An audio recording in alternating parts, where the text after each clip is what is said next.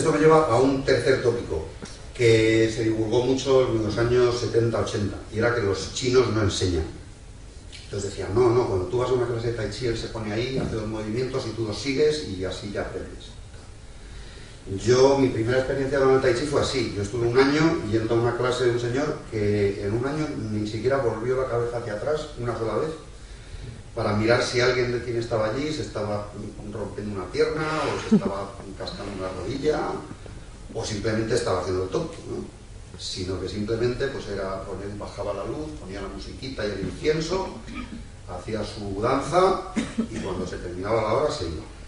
Entonces, durante un tiempo pensé que ese año lo tenía que descontar de mi currículum porque no había hecho nada. Luego me di cuenta de que no, de que en realidad pues era un tiempo que había invertido en aprender con un poco de dureza o un poco cara la lección de que no hay que dar nada por sentado, no hay que creerse nada de lo que te diga nadie, porque sí, ni nada de todo esto.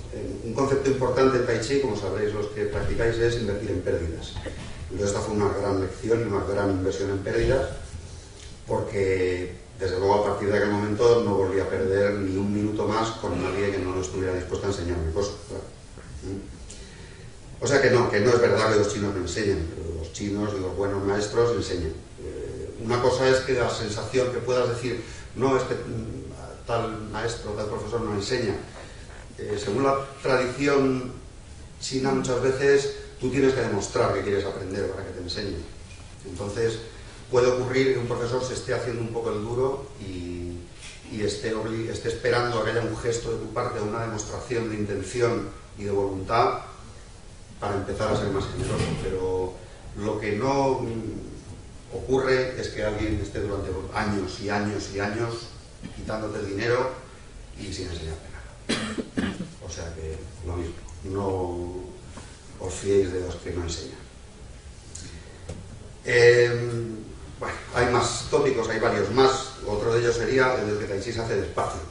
Cuanto más despacio mejor. Tampoco es verdad. Hay que tener claro que el hacer el Tai Chi despacio es para dar tiempo a la mente a conectarse con el cuerpo y saber perfectamente lo que estás haciendo. Yo les digo a mis alumnos, a personas mayores quizá, sobre todo que si después de un tiempo, después de un año, van por la calle y se va alguien hacia ellos que está mirando a otro lado y no son capaces de irse a un lado o de esquivar un golpe, aunque sea involuntario, o de dar un traspiés y recuperar el equilibrio, pues probablemente es que o yo no les he enseñado nada o no han prestado demasiada atención. La culpa puede ser compartida, ¿no? Pero que el objetivo de trabajar despacio es conectar las partes del cuerpo con la mente. Después de eso hay que empezar a cambiar ritmos, hay que poner a prueba el cuerpo y hay que observar y mirar lo que ocurre. Un quinto tópico sería que el Tai Chi se hace en grupo. Entonces eso, aquí hay alumnos míos que lo saben, me dejo mucho de eso, que parece que solo funcionan al carro del profesor.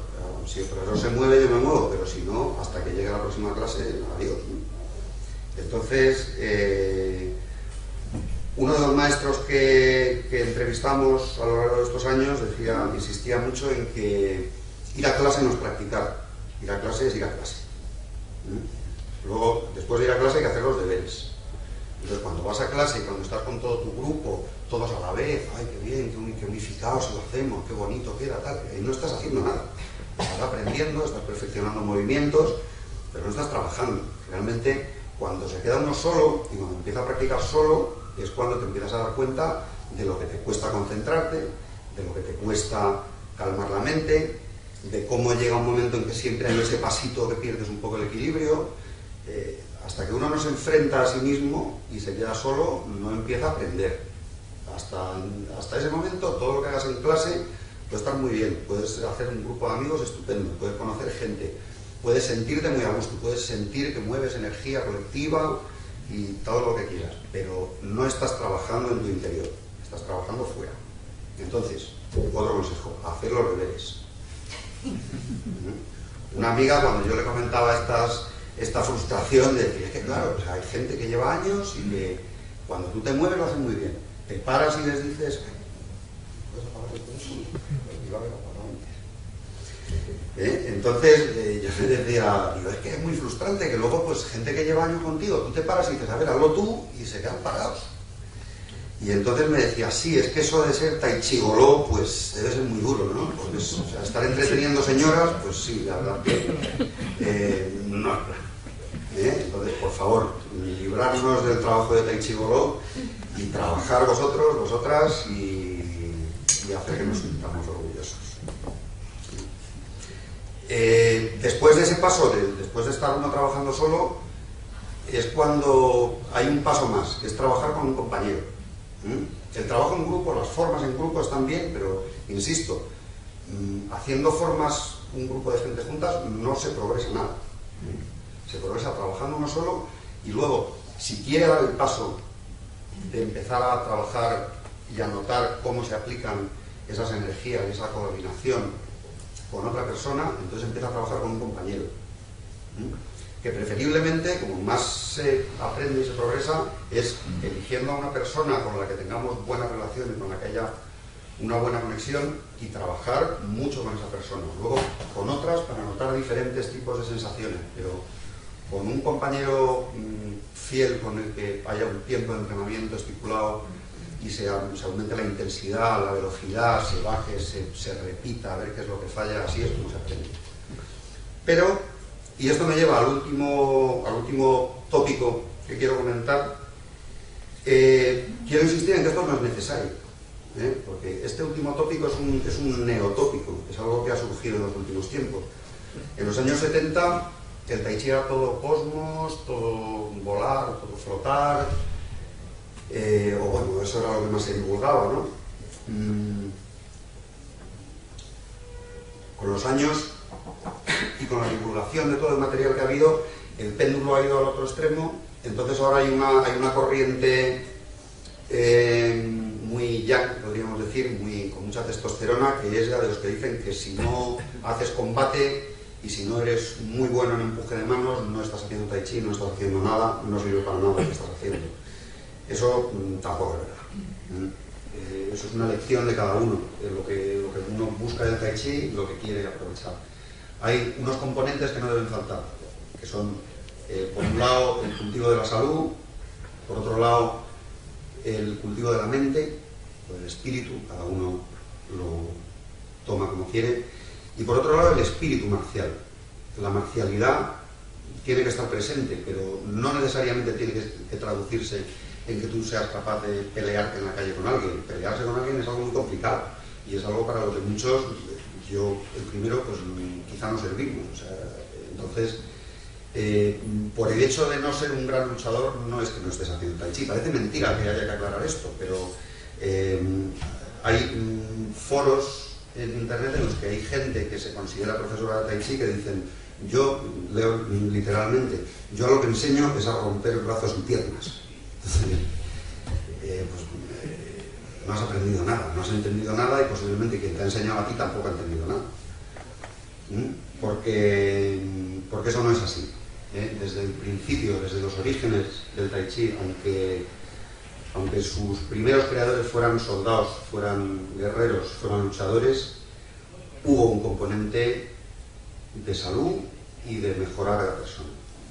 Entonces, un poco para cerrar este pequeño comentario de los malentendidos del mundillo del tai chi, quería leeros un pequeño comentario de un escrito, de una especie de memorias que dejó Chen Wanting, el que os decía al principio que fue, según la teoría dominante, el creador o el fundador del tai chi, un general que muere en 1660.